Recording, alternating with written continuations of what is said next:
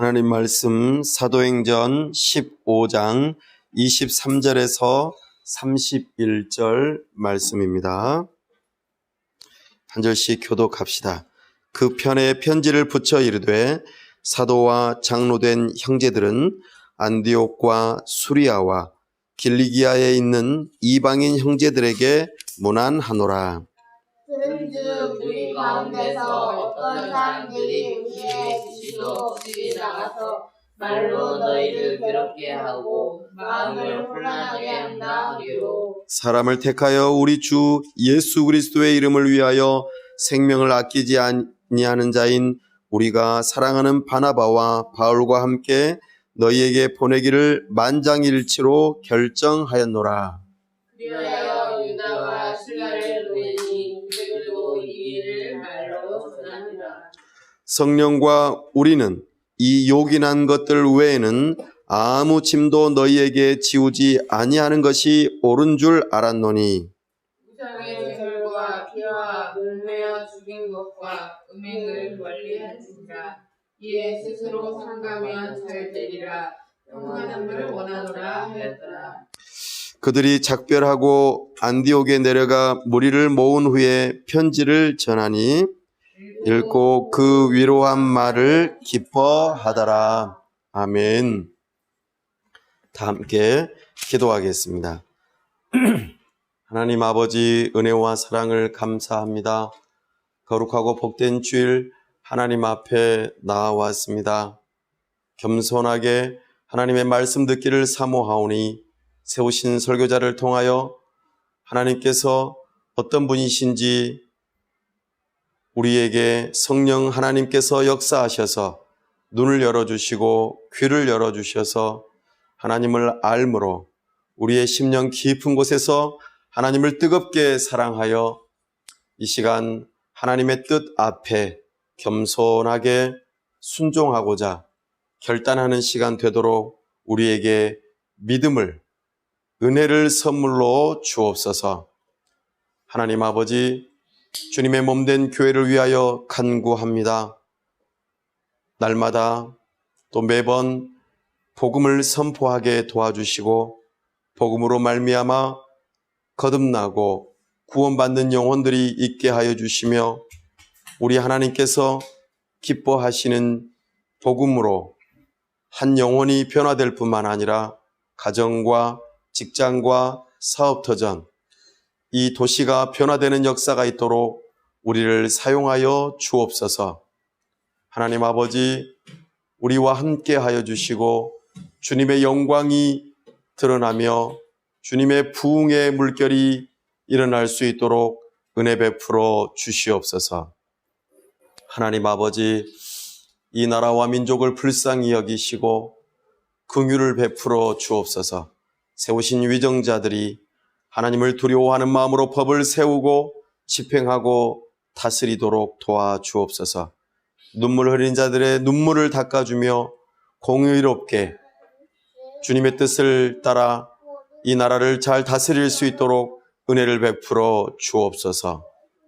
하나님 아버지, 저 북녘 땅과 복음으로 평화롭게 통일되는 그날을 사모하오니 우리 주님께서 문을 여시는 그날을 바라보며 우리가 사람과 물질이 준비되어져 우리 주님 기뻐하시는 몸된 교회를 세우고 사랑스러운 어린이 센터를 세워 주님께 영광이 되는 그리고 문영혼들을 그리스도의 사랑으로 섬기는 우리가 될 수 있도록 우리에게 능력을 더하여 주옵소서.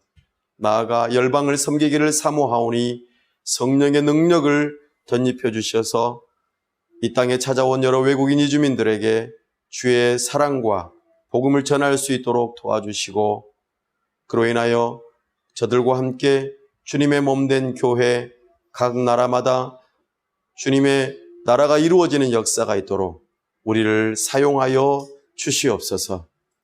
하나님 아버지께서 우리와 함께 하셔서 올해 우리 교회 가운데에 새 가정을 보내주시고 저들과 함께 복음 공동체를 이루어 우리 주님 기뻐하시는 하나님의 나라를 경험하는 교회가 될 수 있도록 은혜를 더하여 주시옵소서.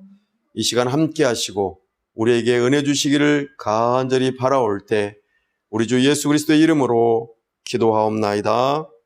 아멘. 오늘은 사도행전 강의 9번째 시간으로 예루살렘 공의회라고 하는 제목으로 주의 말씀을 선포합니다. 우리는 그동안 사도 바울과 또 바나바가 하나님의 은혜로 1차 선교여행을 마치고 하나님께서 이방인들도 구원 얻는 놀라운 은혜를 베푸셨다는 것을 우리가 발견하였습니다. 참으로 유대인뿐만 아니라 하나님의 약속하신 그 약속을 따라 이방인들도 구원을 받는 모습을 발견한 것이죠. 이를 이제 안디옥 교회에 보고를 하고 매우 기뻐하며 서로가 주님 안에서 사랑하며 든든하게 하나로 계속 잘 세워지고 있었습니다. 그런데 오늘 큰 문제가 하나 발생합니다. 문제의 발단은 예루살렘에서 온 어떤 유대인 그리스도인들이라고 하는 정확하게 정체를 다 알 수 없는 그들이 안디옥까지 약 400km도 넘는 거리를 예루살렘에서부터 안디옥까지 가서 거기에서 안디옥 교회를 굉장히 괴롭게 하고 분란을 일으키고 또 변론하게 하고 서로 혼란스럽게 만드는 그런 일들을 했다는 것이죠. 이것이 문제의 발단입니다. 그런데 도대체 그들이 뭐라고 한 것일까요? 바로 여러분, 예수님 믿는 거 좋습니다. 그런데 예수님 믿는 것만으로는 부족합니다. 여러분들이 진정으로 하나님의 백성이 되려면 할례를 받아야 됩니다.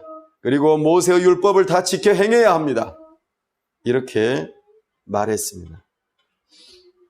이 일에 대하여 너무나 황당하여 바울과 바나바와 더불어 그들과 함께 다툼이, 변론이 있었습니다. 그렇지 않다는 것이죠. 이방인들이 구원받는 것은 결코 다르지 않다는 것입니다. 어떻게 해야 구원을 받고 하나님 나라의 백성이 될 수 있습니까?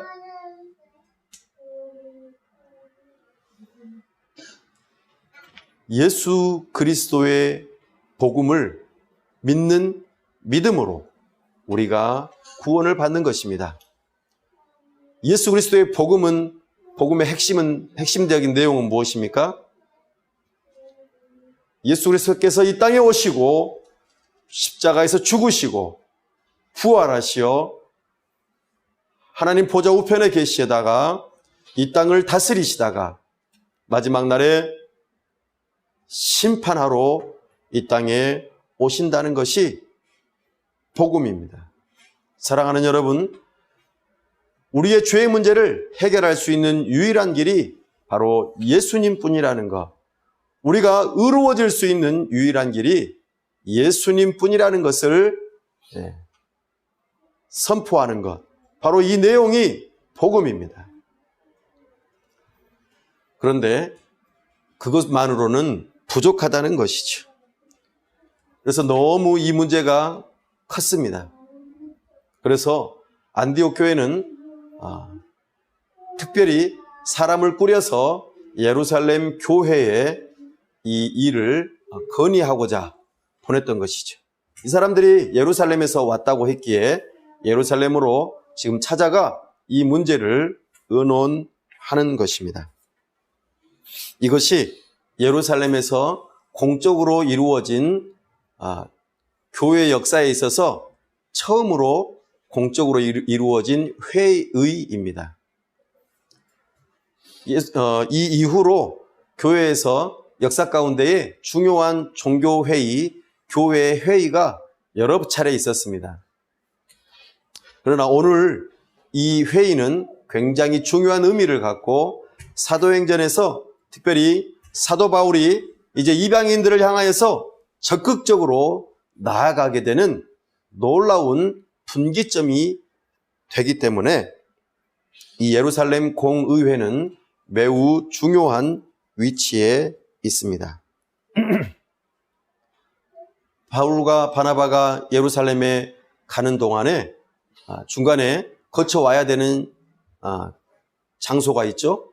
그래서 베니게와 사마리아 그쪽에 지나가면서 그쪽에 이미 세워졌던 교회들을 찾아가 이방인들이 예수님을 믿는 믿음으로 구원받았다는 것을 나누면서 그 교회들도 매우 기뻐하고 즐거워하는 그 일들을 소개하고 있습니다. 그렇게 시간을 들여서 예루살렘에 도착했습니다. 바울과 바나바는 예루살렘 교회에 환영을 받습니다. 그리고 그들이 어떤 일들을 행했는지 나누는 가운데에 사도들과 교회의 장로들과 또 교회의 성도들이 함께 모여서 서로 교제하고 그리고 어떻게 하나님께서 일하셨는지를 들으면서 기뻐하고 즐거워하였던 것이죠. 그러는 것과 더불어서 문제를 한 가지 안고 왔다고 말을 합니다. 참으로 이 일로 인하여서 사도들과 장로들과 그리고 교회 성도들이 슬퍼하고 또 그러면서 이 문제를 그냥 지나칠 수 없어서 의논하기 시작합니다. 시간이 정확하게 어느 정도 들였는지 다 알 수는 없지만 충분히 의논을 했던 것으로 여겨집니다. 네, 우리 함께 이 말씀을 잠깐 한번 살펴볼까요? 네, 사도행전 15장입니다. 사도행전 15장 6절 한번 읽어보겠습니다. 6절 시작. 사도와 장로들이 이 일을 의논하러 모여. 아멘. 이렇게 함께 모여서 의논하고 그 결과들을 이제 발표를 하기 앞서 중요한 세 차례의 나눔이 있습니다. 첫 번째는 베드로의 설교가 있습니다.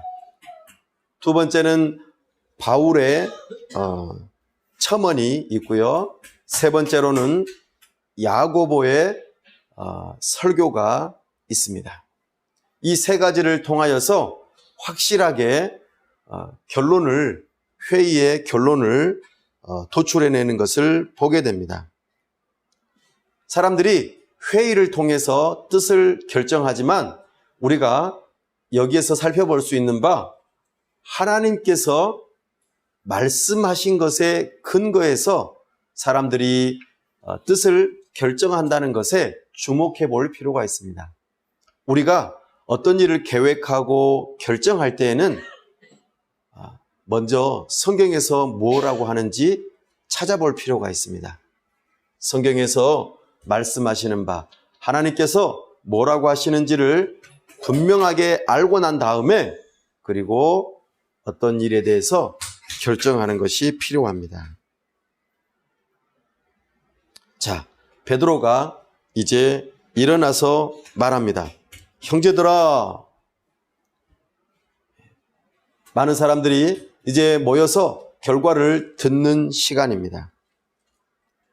너희도 알거니와 오래전 약 한 8년 전에 하나님께서 베드로에게 고넬료와 그의 가족, 친구들에게 찾아가 주의 복음을 증거하게 하고 하나님께서 그들에게 성령을 선물로 주시고 나아가 세례를 베푸는 일이 있었던 것을 지금 언급하고 있는 것이지요. 너희도 알거니와 하나님이 이방인들로 내 입에서 복음의 말씀을 들어 믿게 하시려고 오래전부터 너희 가운데서 나를 택하시고 하나님께서는 베드로를 이렇게 사용하셨다고 지금 말하고 있습니다. 베드로는 사도로서 유대인들뿐만 아니라 이방인들에게도 복음을 전하고 그들을 하나님의 백성으로 이끌어 드리는 데에 결정적인 역할을 한 것이죠. 그리고 계속해서 이어갑니다. 마음을 아시는 하나님이 우리에게와 같이 그들에게도 성령을 주어 증언하신다. 하나님께서는 마음을 아십니다. 마음을 아시는 하나님께서 어찌 고넬료와 그의 가족, 동료들에게 성령을 선물로 주실 때에 그냥 허투루 주셨겠습니까? 참으로 마음을 아시는 하나님께서 주권적으로 은혜로 이방인들에게도 성령을 선물로 주셨다는 것을 증거하고 있습니다. 그리고 이렇게 말합니다. 9절 읽어볼까요? 시작. 믿음으로 그들의 마음을 깨끗이 하사 그들이나 우리나 차별하지 아니하셨느니라. 아멘. 지금 무엇으로 말합니까? 믿음으로 그들의 마음이 깨끗해졌다고 말합니다. 사랑하는 여러분, 우리 주 예수 그리스도의 보혈을 믿는 믿음을 가질 때에 우리의 마음이 깨끗해집니다. 그 어떠한 다른 이름을 주신 적이 없습니다. 우리의 죄를 해결할 유일한 방법은 우리 주 예수 그리스도의 이름뿐임을 기억하십시오. 이것을 믿는 믿음을 가질 때에 유대인이나 헬라인, 이방인이나 우리 한국인이나 그 어느 누구도 다 마음의 깨끗함을 받게 된다는 것을 우리는 기억해야 합니다. 하나님의 복음은 차별이 없습니다. 왜냐하면 우리 모두는 하나님 앞에서 죄인이기 때문입니다.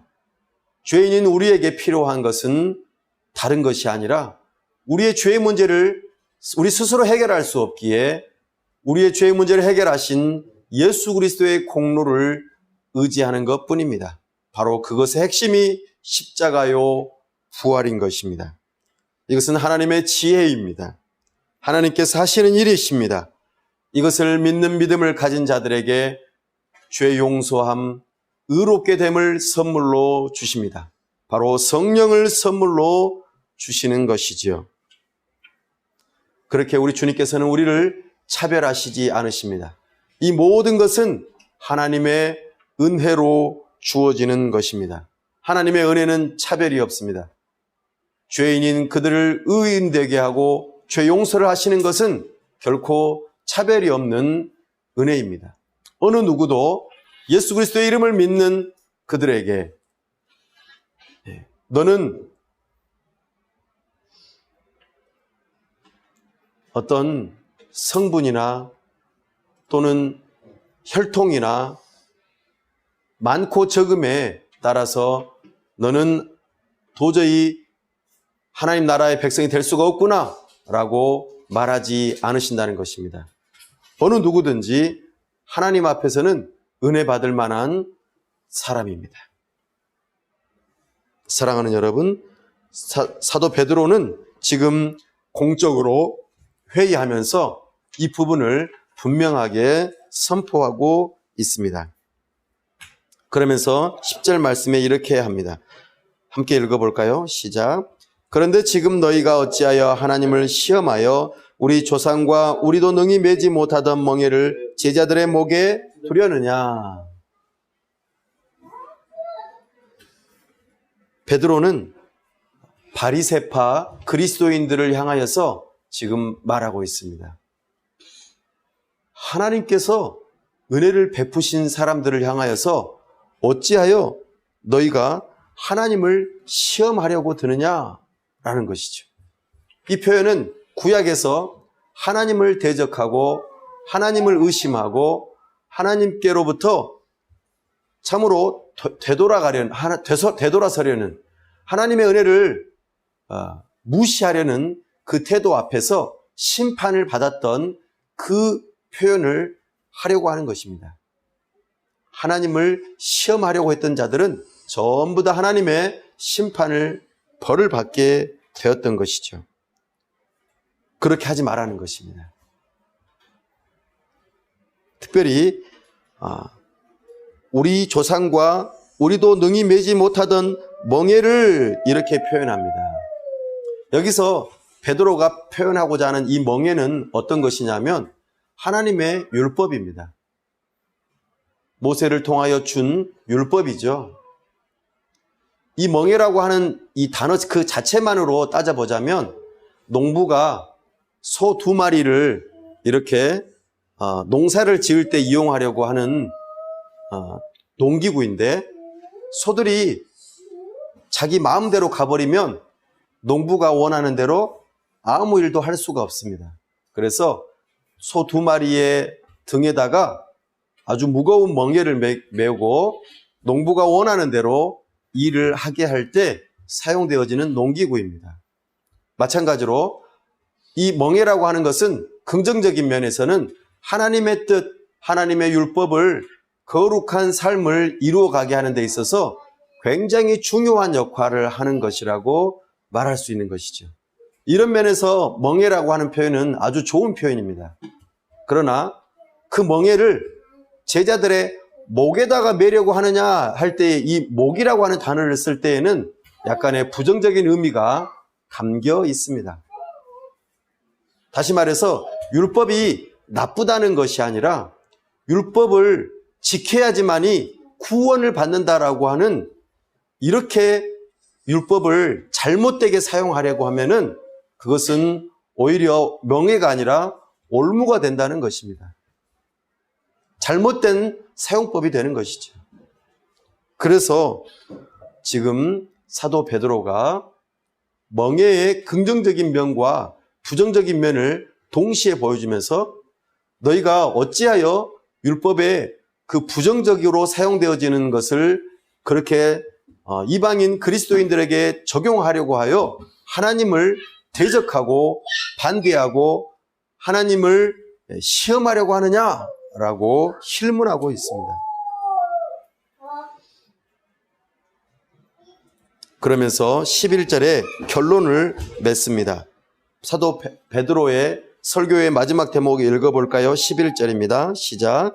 그러나 우리는 그들이 우리와 동일하게 주 예수의 은혜로 구원받는 줄을 믿노라 하니라. 아멘. 공적으로 이제 선언하고 있습니다. 사도들도, 예수님의 사도들도 이방인 그리스도인들과 똑같이 주 예수의 은혜로 구원받는 줄을 믿는다고 고백하고 있습니다. 결코 다르지 않음을 선포하고 있는 것입니다. 자, 이렇게 베드로가 하나님의 일하심, 하나님의 구원하심에 대하여 이렇게 이미 예루살렘 교회에서 한번 선포했던 것을 다시 한번 언급하면서 구원받는 것은 참으로 하나님의 은혜입니다. 그러니 어느 누구도 막을 수 없습니다. 라고 표현하는 것이죠. 그런데요, 하나님의 백성으로서 교회로 함께 받아들여지는 것에 대해서는 좀 생각이 다른가 봐요, 사람들이. 구원받는 것은 받는 것이고 하나님의 백성이 되는 것은 좀 다른 문제가 아닌가요? 라고 이 사람들이 생각하는 것 같아요. 왜 그럴까요? 바로 유대인들의 그 오랜 전통 때문에 그렇습니다. 유대인들은 아주 오래전에 아브라함을 통해서 하나님과 언약을 맺은 것이 하나 있어요. 바로 그것이 뭐냐면 하나님의 백성이 되는 징표로 할례를 받는 것, 이것을 꼭 해야만 하는 것이죠. 아브라함이 믿음으로 의롭게 여김을 받은 것과는 또 별개적으로 하나님의 백성이 되는 것은 반드시 할례를 받아야 합니다. 유대교로 들어오는, 입교하는 그 과정을 반드시 거쳐야 하고 모세의 법을 반드시 따라야 합니다. 예를 들면 의식법이나 도덕법 이런 것들을 반드시 다 따라야만 합니다. 그래야만 하나님의 백성으로서 인정해 줄 수 있습니다. 이런 전통이 너무 오랫동안, 몇천 년 동안 자리 잡고 있었기 때문에 이 유대인들의 입장에서는 예수님을 믿는 믿음으로 구원받는 것과 하나님의 백성이 된다는 것에 뭔가 다른 면이 있을 거라고 생각했던 것이죠. 그래서 이들이 예수님을 믿는 믿음도 좋지만 할례를 받아야 되고 할례를 통하여서 저들이 하나님의 백성이 되는 증표를 확인해야 됩니다 라고 주장했던 것이지요. 사랑하는 여러분, 그 일에 대해서 분명하게 지금 정리하기 위해서 이들이 함께 모여서 일이 진행되고 있음을 우리는 기억해야 합니다. 두 번째로 바울과 바나바가 하나님 앞에서 또 이 예루살렘 교회 앞에서 지금 어떤 일들을 행했는지를 다시 한번 이야기하고 있습니다. 우리 한번 12절 읽어볼까요? 시작. 온 무리가 가만히 있어 바나바와 바울이 하나님께서 자기들로 말미암아 이방인 중에서 행하신 표적과 기사에 관하여 말하는 것을 듣더니. 아멘. 사랑하는 여러분, 참으로 우리는 이 누가가 바울과 바나바를 통하여서 하나님의 행하신 모든 일들이 이미 기록되어 있음을 살피며 간략하게 하나님의 표적과 기사가 나타났음을 언급합니다. 그러니까 이방인들 가운데서 저들을 그리스도인 되게 하시기 위해서 하나님께서 일하셨다는 것을 말하고 싶어 하는 것입니다. 이방인의 그리스도인 됨은 하나님의 하신 일입니다. 이것을 말한 것이죠. 이것은 베드로의 말에 대해서 첨언하면서 더욱더 확증하는 것이죠. 실제적으로 그러합니다라는 것을 표현하는 것이죠. 그리고 나아가 이제 세 번째로 야고보의 설교가 이제는 있어집니다. 13절에 보니까 말을 마침에 야고보가 대답하여 이르되 형제들아 내 말을 들으라. 여기서 야고보는 누구냐면 바로 예수님의 동생입니다. 예루살렘 교회의 장로로서 사도들과는 또 다르게 굉장히 중요한 위치에 있습니다. 전체적으로 예루살렘 교회에서 중요한 위치로서 이 말을 하고 있다는 것에 있어서 비중이 크다는 것을 볼 수 있습니다. 근데 결정적으로 야고보가 한 설교를 통하여서 이제 확정되어지는 모습을 우리가 볼 수 있는데요. 바로 무엇인지 한번 볼까요? 일단 14절 한번 먼저 읽어보겠습니다. 시작. 하나님이 처음으로 이방인 중에서 자기 이름을 위할 백성을 취하시려고 그들을 돌보신 것을 시므온이 말하였으니. 아멘. 야고보는 베드로를 가리켜 시므온이라고 히브리식으로 표현하면서 친근감 있게 또 시므온의 말이 결코 틀리지 않고 맞다고 힘을 실어서 함께 언급하고 있습니다. 특별히 이방인 중에서 자기 이름을 위할 백성을 취하셨다. 누가요? 하나님께서요. 하나님께서 하나님의 이름을 위하여서. 하나님의 이름은 어떤 의미가 있습니까? 우리 사람의 이름은 자기 자신의 그 존재, 그 가치를 의미합니다. 마찬가지로 하나님의 이름은 하나님 자신을 의미하죠. 하나님의 이름을 위하여, 하나님을 위하여 백성을 취하셨다. 백성을 선택하셨다고 말합니다. 이 표현은 유대인들의 입장에서 들어보면은 우리도 그랬는데 라고 여겨질 수 있는 표현입니다. 왜냐하면 이스라엘 백성들은 무엇가 잘나가지고 하나님으로부터 택함을 받았을까요? 어떤 것이 잘났죠? 이스라엘 백성들이 아주 나라가 강대했습니까? 말을 잘 들었습니까? 잘생겼습니까? 도대체 뭐가 잘나서 이스라엘 백성들은 하나님으로부터 백성으로 취하심을, 택하심을 입었을까요? 아무것도 없어요. 그냥 하나님께서 주권적으로 은혜로 이스라엘 백성들을 너희는 내 백성이 되고 나는 너희의 하나님이 되리라 라고 하나님께서 주권적으로 약속하셨어요. 그렇기 때문에 이스라엘 백성들이 하나님의 택함받은 선민이 된 것이죠. 자, 그렇다면 하나님께서 하나님의 이름을 위하여 이방인들을 하나님의 백성 삼으셨다라는 거, 저들을 예수님 믿는 믿음으로 그리스도인 될 뿐만 아니라 하나님의 백성으로 삼으셨다라고 하는 것에 대해서 누가 토를 달겠어요? 아무도 토를 달 수가 없습니다. 그들을 돌보셨다 표현합니다.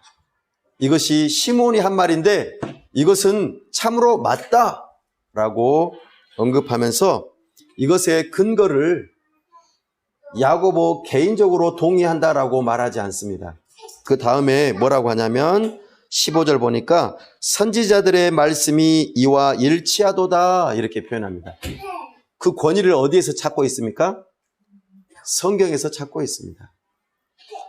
사랑하는 여러분, 우리는 오직 성경을 하나님의 말씀으로 믿습니다.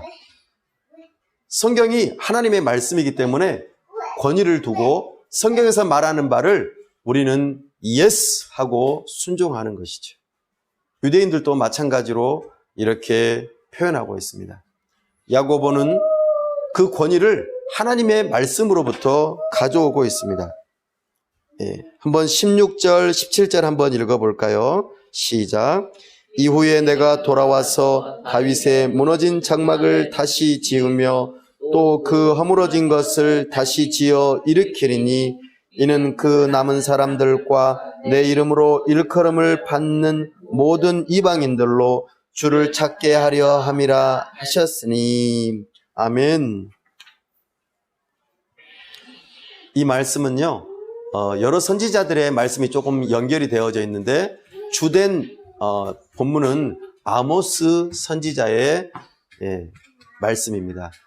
아모스 선지자가 지금 하나님의 뜻을 선포하고 있습니다. 아모스 선지자는 참으로 이스라엘 백성들이 하나님의 말씀에 불순종하여 모세 언약을 따라서 이방 나라의 포로로 붙잡혀가고 다윗이 세우려고 준비했고 그의 아들 솔로몬이 세웠던 성전이 완전히 무너지고 다윗을 통하여서 다윗의 왕권이 영원하리라고 하는 그 약속이 마치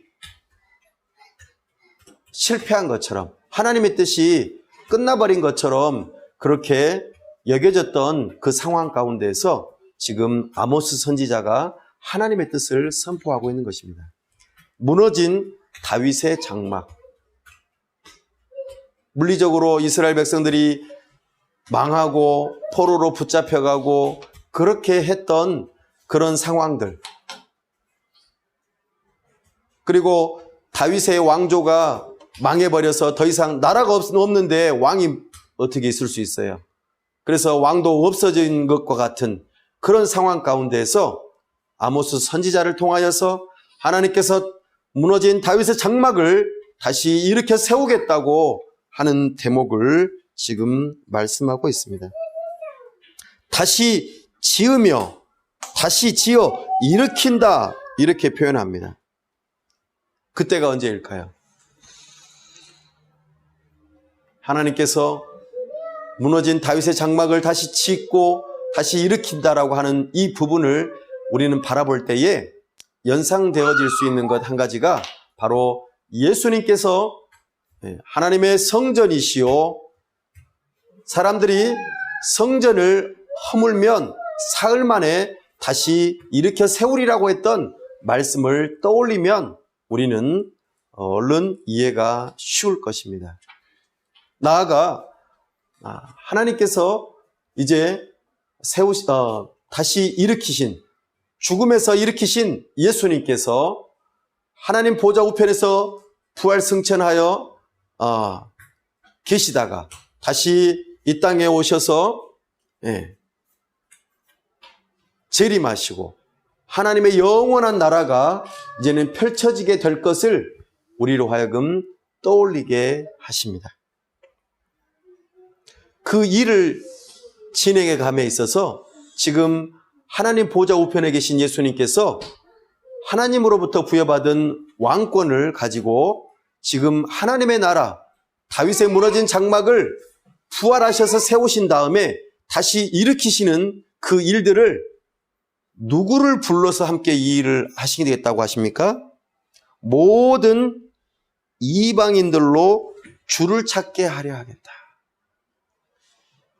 예수님께서 부활하셔서 무너진 다윗의 장막을 다시 세우시고 그 무너진 장막이 다시 세워져서 그게 하나님의 나라의 모습으로서 현재 이 땅 위에 교회로서 이렇게 하나님의 나라가 이루어지는 모습을 보는 가운데에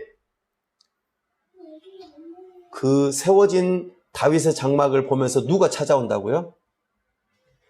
모든 이방인들이 찾아오게 된다고 지금 말하고 있는 것이죠.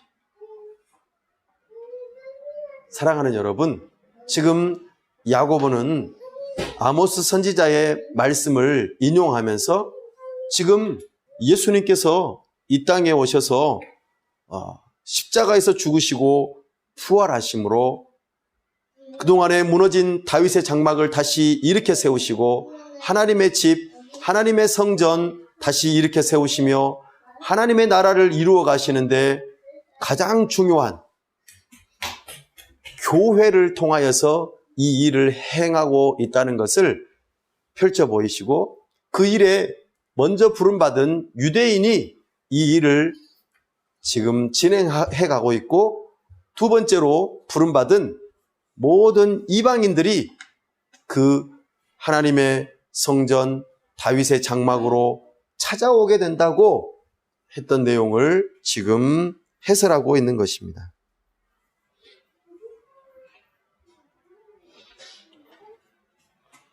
사랑하는 여러분, 이것은 하나님의 뜻입니다 라고 표현하고 있습니다. 우리는 기억해야 됩니다. 하나님께서 아브라함을 부르셨던 때 말입니다. 아브라함을 부르셔서 너는 복이 될지라, 너를 통하여서 하늘의 별과 같은 바다의 모래와 같은 큰 민족을 이루게 하고 너희에게 약속한 땅을 주겠다고 하셨습니다. 그리고 큰 민족, 나라를 이룰 뿐만 아니라 너희들을 통하여 여러 이방인들이 다들 복을 받게 될 것이라고 했던 언약 말입니다. 그 언약이 지금 이루어지고 있다는 것을 말하고 있습니다. 너희가 하나님의 은혜로 하나님의 백성이 됐던 것, 그것을 기억한다면 이제 모든 이방인들도 하나님의 은혜로 하나님의 백성이 된다는 것을 기억해라. 하나님의 백성이 되는 유일한 조건은 딱 한 가지이다. 바로 예수 그리스도의 그 죽으심과 부활을 믿는 믿음뿐이다. 이것이 십자가로서 하나님과 사람 사이에 막힌 담을 허무시는 중요한 역할이자 유대인과 이방인들의 담을 허물어뜨리는 유일한 길이다라고 말하고 있습니다. 예수 그리스도 안에서 유대인이나 헬라인이나 어떤 이방인들도 서로가 하나가 되어져 하나님 나라의 백성을 이루려고 하는 것이 지금 하나님의 뜻입니다. 그 뜻이 지금 이루어지고 있습니다. 이거를 구약의 예언을 통하여 지금 약속의 말씀을 통하여 이루어지고 있다고 지금 선포하고 있는 것이죠. 자, 이렇게 야고보가 설교를 한 다음에 마무리합니다. 19절 읽어보겠습니다. 시작. 그러므로 내 의견에는 이방인 중에서 하나님께로 돌아오는 자들을 괴롭게 하지 말고, 네, 이제 괴롭게 하지 마십시오. 이제 확실하게 뜻이 세워졌습니다. 우리가 죄를 용서받고 의롭게 되고 하나님의 나라 백성이 되는 유일한 길은 예수 그리스도를 믿는 믿음뿐임을 이제 확실하게 정하게 된 것이죠. 그런데 한 가지 더 말을 합니다. 무엇인지 한번 볼까요? 20절입니다. 시작. 다만 우상의 더러운 것과 음행과 목매어 죽인 것과 피를 멀리하라고 편지하는 것이 옳으니. 아멘. 사랑하는 여러분, 이제 예수님을 믿는 믿음으로 구원받는다는 것은 분명해졌는데 추가로 뭔가를 넣는 것을 좀 볼 수 있어요. 그럼 이건 뭘까? 한번 생각해 보면은요. 첫 번째, 우상의 더러운 것. 두 번째, 음행하는 것. 세 번째, 목매어 죽인 것. 네 번째, 피를 멀리하는 것. 이것을 지금 멀리하라고 추가로 편지를 이제 써서 공문서를 보내야겠다라고 제안하고 있습니다. 왜 이렇게 말을 했을까요? 우리는 여기서 예수님을 믿는 믿음으로 우리가 한 형제 자매가 되었지만 그 안에서 우리가 서로 사랑하고 서로를 용납하고 하나가 되게 하는 데 있어서 걸림돌이 될 만한 것이 있으면 제거해야 된다고. 믿음이 약한 자를 용납해주고 서로가 사랑하는 모습을 보여야 된다는 측면에서 이 네 가지를 제안하고 있음을 보게 됩니다. 우상의 더러운 것. 이것은 이방인들에게 지금 요구하는 사항입니다. 이방인들 사회에서는 우상 숭배하는 것이 만연해 있었습니다. 굉장히 우상을 많이 숭배했어요. 그래서 그것을 하지 말 것, 또 음행하는 것. 이방인 사회에서는 간음하는 일들이 너무 비일비재했어요. 도덕적으로 너무나 문란한 사회였어요. 그래서 이것을 하지 말 것, 목매어 죽인 것, 목매어 죽인 거라 또는 피, 이 부분은 어떤 거냐면은 동물을 잡아서 이제 어떤 음식으로 먹으려고 할 때에 피가 그대로 고여있게, 동물의 몸에 그대로 고여있게 한 상태에서 그것을 먹거나 또는 피 그 자체를 먹는 것, 이런 것들을 금하고 있어요. 이것은 어떤 것을 의미하냐면 첫 번째로는 노아 언약을 떠올리게 합니다. 노아 언약 때에 하나님께서 사람들에게 음식을 먹을 것을 동물도 허락하시면서 어떻게 다루어야 하는지 부분을 언급했던 것을 한 가지 기억하게 합니다. 또 하나는 모세의 법입니다. 율법이죠. 이것은 주로 누가 지켰던 것들입니까? 이스라엘 사람들입니다. 자, 그래서 이렇게 하라는 거예요. 이방인들에게 있어서, 이방인 사회에 있어서 이것들이 너무나 만연해 있는데 여러분들이 그리스도인으로서 교회 안에서 이렇게 똑같이 행동한다면 이것을 몇천 년 동안 우리는 이것은 하나님께서 금지한 것입니다라고 생각했던 유대인 그리스도인들이 교회 안에서 이것을 만약에 본다면 어떻겠냐는 거예요.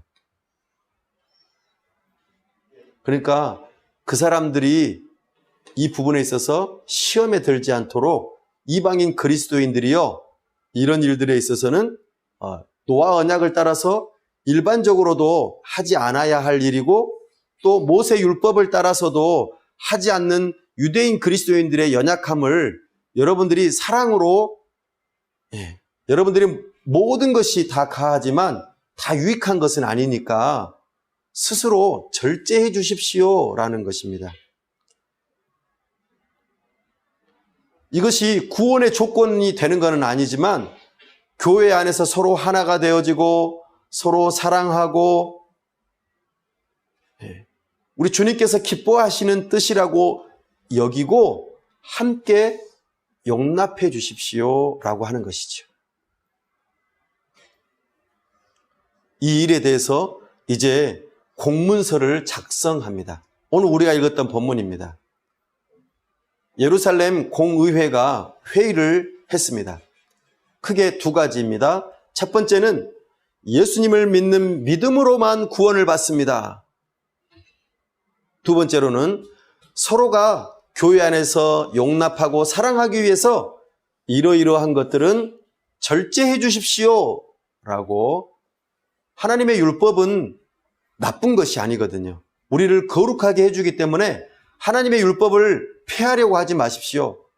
하나님의 율법을 행함으로 구원받는 건 아니지만 구원받는 자라면 하나님의 율법을 잘 지켜 행하는 것입니다. 선한 열매를 맺는 것입니다. 라고 지금 말하고 있습니다. 이 두 가지 내용을 공문서에다 기록합니다. 그리고 처음에 건의를 했던 사람들 바나바와 바울을 보내고 공문서를 보내고 또 누구를 보냅니까? 오늘 읽었던 본문에서 유다와 실라 두 사람을 보내는 것을 보게 됩니다. 참으로 지혜로운 행동입니다.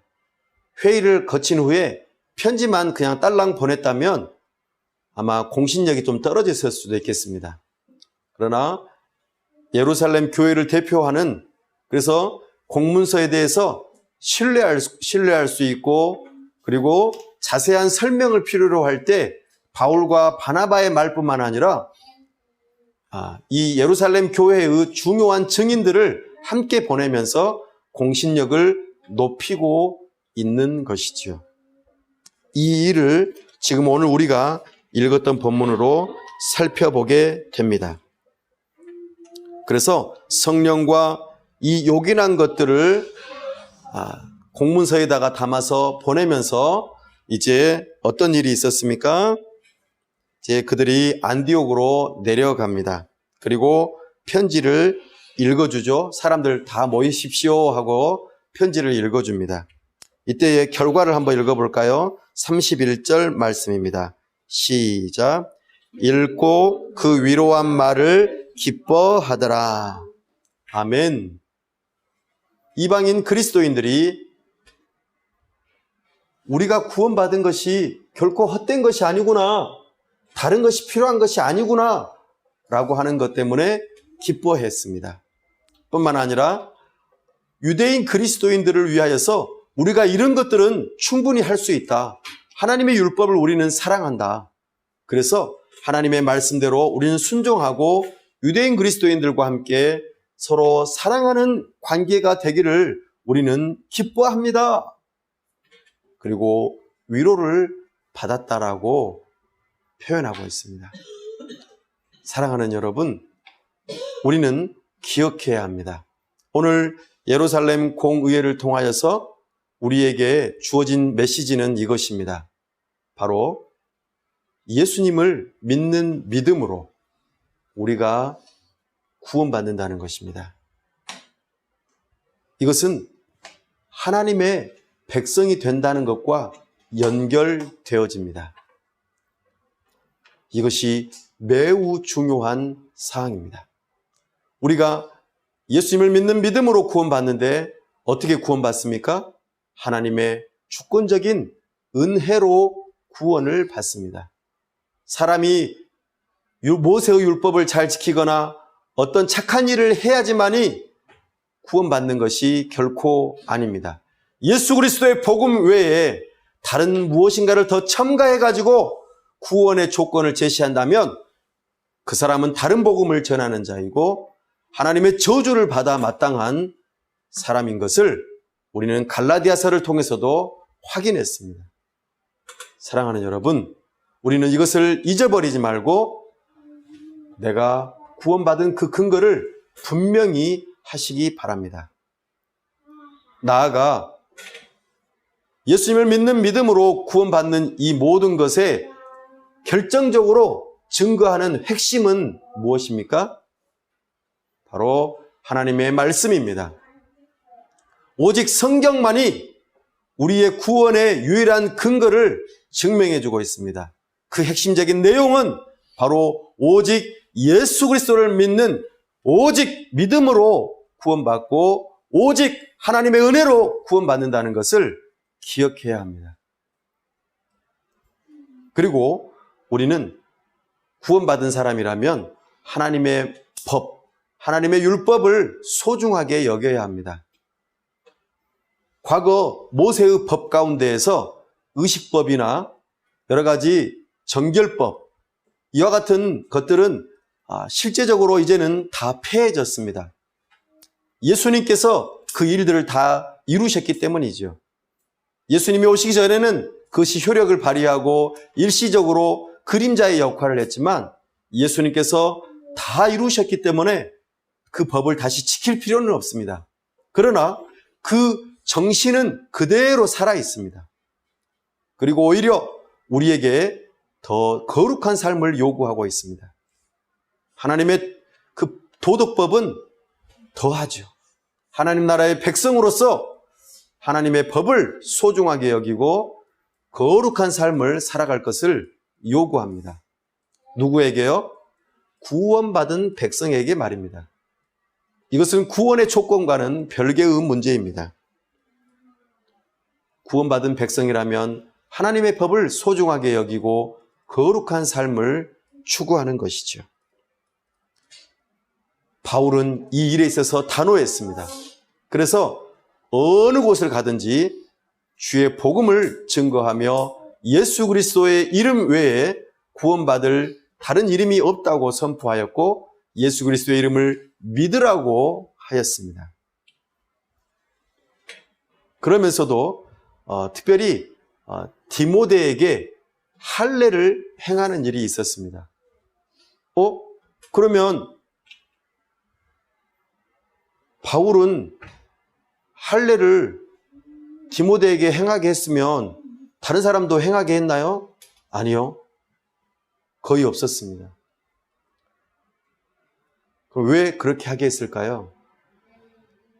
바로 디모데 목사님이 또 다른 목사님 몇몇 분들이 이방인 그리스도인과 유대인 그리스도인이 함께 섞여 있는 교회를 목회할 때에 걸림돌이 되지 않게 하기 위해서 그렇게 했습니다.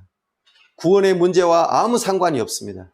그러나 이방인 그리스도인과 유대인 그리스도인이 함께 모여있는 그 교회를 목회하는 일에 있어서 걸림돌이 되지 않도록 성도들을 사랑하는 마음으로 그 일들을 행하게 했던 것을 우리는 기억해야 합니다. 이것이 바로 예수님을 믿는 믿음으로 구원받은 사람이 사랑으로 교회를 섬기는 태도라고 우리에게 알려주고 있습니다. 말씀을 결론 짓습니다. 예루살렘 공의회를 통하여 오직 예수 그리스도를 믿는 믿음으로 하나님의 은혜로 우리가 구원받았다고 성경에서 분명하게 말하고 있습니다. 이 믿음을 저와 여러분이 함께 갖기를 원합니다. 나아가 이렇게 구원받은 하나님의 백성으로서 연약한 자들을 하나님의 법을 따라서 지혜롭게 사랑하기를 원합니다. 교회가 하나 되어지고 서로를 용납하고 서로를 용서하고 하나가 되어지기 위해서 힘쓰는 데에 하나님의 법을 사용할 수 있기를 바랍니다. 그때에 우리 주님께서 기뻐하시는 하나님의 나라, 주님의 몸된 교회가 든든하게 세워질 뿐만 아니라 하나님께 영광이 되어진다는 것을 기억하고 또한 교회 안에서도 기쁨과 위로가 있음을 기억하며 우리 교회가 그런 교회가 될 수 있기를 간절히 바랍니다. 기도하겠습니다. 하나님 아버지, 은혜와 사랑을 감사합니다.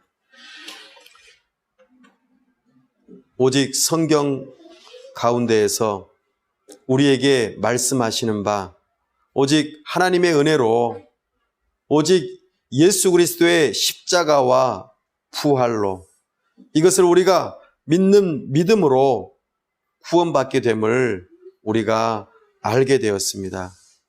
이것을 믿는 믿음을 가지고 우리가 다 구원받을 수 있도록 은혜 베풀어 주시옵소서. 나아가 이 믿음으로 살아가는 우리가 서로 다름을 인정하고 서로의 형편을 살피고 서로를 용납하고 하나 되어지기 위하여 하나님의 법을 따라 지혜롭게 스스로 절제하고 또 함께하고자 하는 마음으로 서로를 용납하는 사랑으로 하나가 되어지는 우리 교회가 될 수 있도록 도와주시옵소서.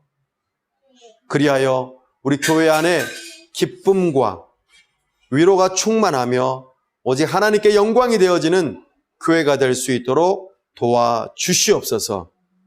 우리 주님께서 함께 하시고 우리에게 은혜 주시기를 간절히 바라올 때 우리 주 예수 그리스도의 이름으로 기도하옵나이다. 아멘.